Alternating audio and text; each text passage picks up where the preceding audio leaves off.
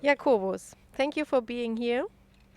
You work at the State Ministry for Agriculture, Environment and Rural Areas of Schleswig-Holstein in northern Germany and are an expert in integrated coastal zone management. With the view of your work, what is the benefit of integrated coastal management and when do you use it? Um, I think the first thing you need to discuss is what I feel is integrated coastal management. And to me, it's not so much a task or an administrative task, but much more a philosophy. It's your motivation on how to work when you have something to do at the coast, either from personal point of view, private point of view, economic point of view, or administrational point of view. So it's not a task as such. And when it comes to my background with respect to integrated coastal management, I would not call myself an integrated coastal manager, but I'm an integrated coastal risk manager. So that you may say that I've adopted the philosophy of integrated coastal management. So trying to integrate different aspects, integrate coast and sea, things like that, integrate the participatory approach with respect to my obligation, and that is coastal risk management. So I perform integrated coastal risk management. And it would be good, nice, if somebody working on tourism, for example, would call himself an integrated coastal tourism manager, or on nature conservation he would call himself an integrated coastal nature conservation manager. I think that is more how I understand integrated coastal management. And then when you look in that way on integrated coastal management, you cannot actually call it an administrative task, but more a philosophy. So as such, perhaps that are the benefits of integrated coastal management, that you start to talk with each other, that you do not look so much on your own sectoral topic, but that you try to integrate other aspects, interests and areas in the way you work. And what are the limits of integrated coastal management? Well, perhaps that's the good thing about it is the limit as well, in that you apply it on your sector topic. So there are, of course, how should I call it, priorities. When I prioritize my work, I look at the safety of the inhabitants. I try to prevent land loss. So that would then be my sectoral priority. And then I look on the integrative aspect. How can I make tourists benefit from, for example, a state dike, and that I flatten the outer dike slope so that the people have the opportunity to put their blankets on the outer dike slope and enjoy the coastal side, for example. So the benefit actually is the limit as well, because you always think about your own topic, I think. But it's still a voluntary approach.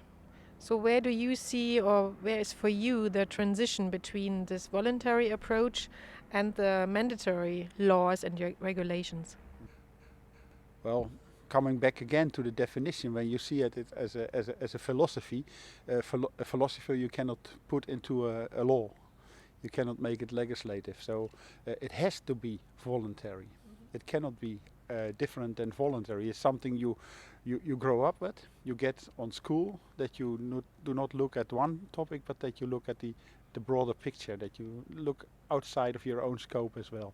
And that's something you have to grow up with, or you do not get it at all. If you make it, try to make it obligatory in any way, then it cannot be a philosophy anymore. Then it's just something you have to do, you have to implement.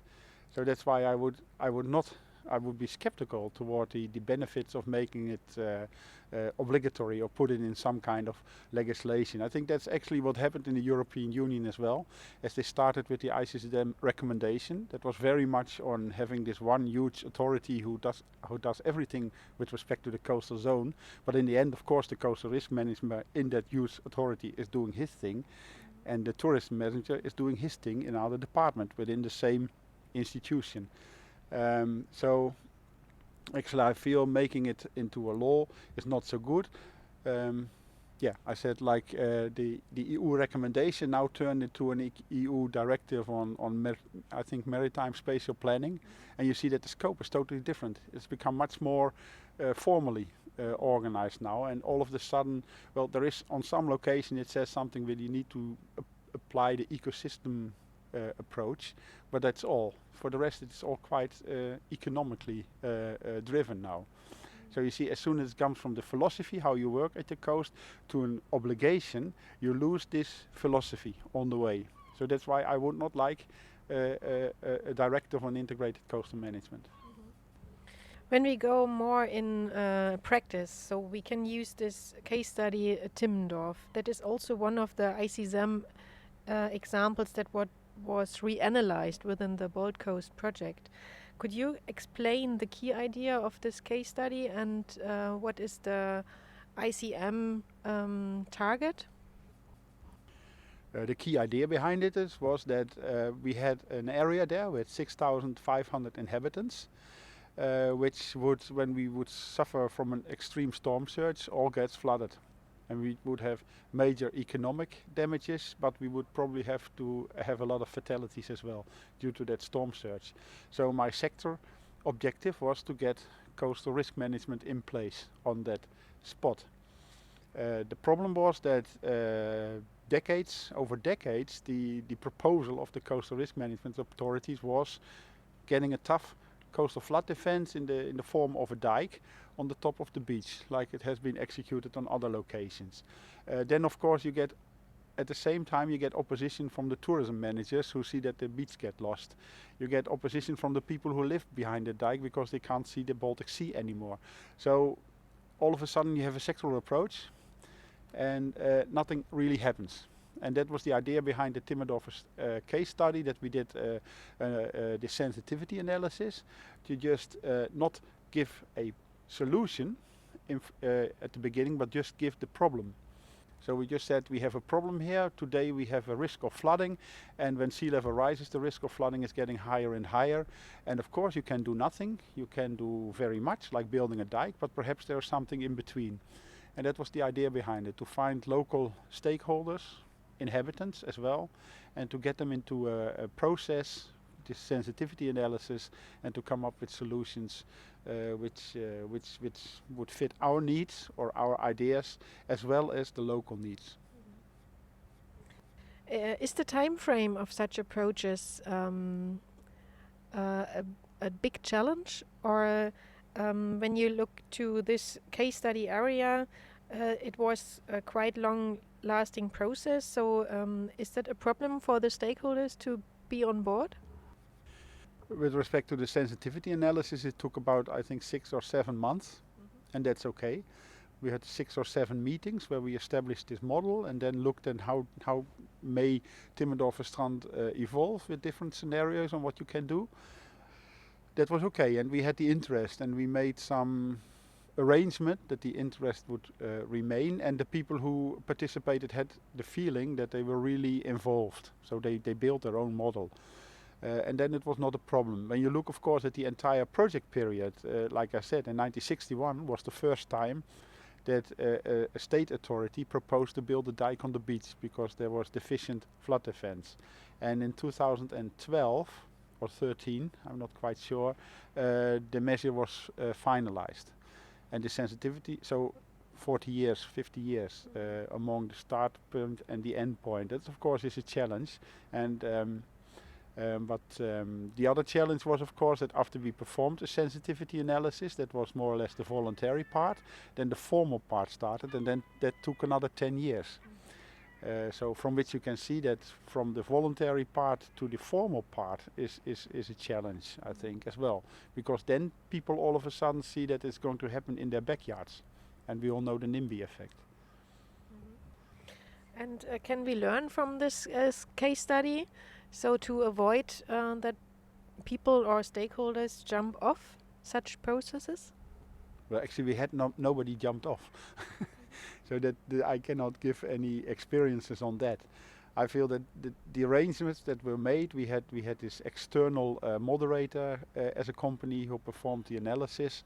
The arrangement that we had the local mayors in the project, and they always, when the mayor comes, then it gives you some kind of a good feeling when you are in it as well in the process. So I think we had good, and we had soup and dinner all the time, free for the participants. So there are some options to keep them interested. And of course the topic was, I think, for them quite interesting as well, talking about climate change and how to adapt. So we actually had no loss of participants. And was there a good balance of the stakeholders, or was there someone missing? I feel that we had a pretty good balance. Perhaps there could have been some more from the nature conservation part, but it was a voluntary process. We started with a meeting at the municipalities, organized by the local mayors, and they invited everybody. It was an open meeting, and everybody was invited to participate.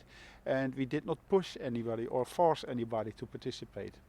And so perhaps from nature protection it was not so many people, but it did not, in this case, it did not cause a lot of concern, because actually the results that came out, I think, were quite positive from a nature conservation perspective, because we came out in the end with the measure that causes least interferences with nature compared to other options. Is it the same view of the nature conservatives? Well, we have finished our measure. There was, of course, during the formal procedure, we had to perform an environmental impact analysis, environmental impact assessment, and after that it was brought to our nature conservation authorities as well, and we did not have any huge effort to convince them of the options, the alternatives that then were chosen. I should say that among 2001, as we finished the sensitivity analysis, and 2011 when we started building, there was a time period where in the actually planning procedure options were discussed again that were not in accordance with what we had achieved in the sensitivity analysis, and these were actually hard structures in the water, so groins, breakwaters, and that caused, of course, then some disruption with the ecologists. But in the end, we came up with the solution that was from the sensitivity analysis. So I think that as far as I can see it, as I can oversee it, we had no problems convincing the nature conservation authorities about the alternatives. Yeah. Also in BaltCOAST it was reanalyzed with a quite good result. So thank you very much.